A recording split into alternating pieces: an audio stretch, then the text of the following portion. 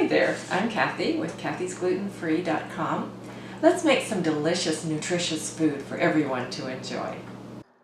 Let's make a sweet and salty granola.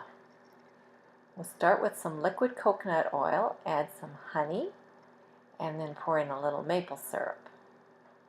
In a big roasting pan, we'll put gluten-free oats, some sesame seeds, raw sunflower seeds, flaked coconut,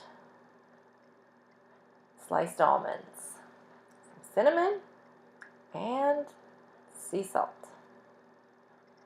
Stir it all together. Then we'll pour in that liquid coconut oil mixture.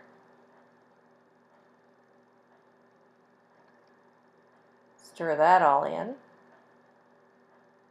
and pop it into the oven for half an hour. After half an hour, we'll just give it a stir,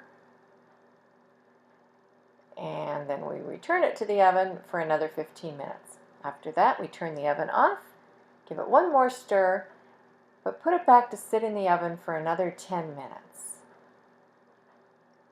When it comes out, we'll pour in some raisins, cranberries, stir it up, and enjoy.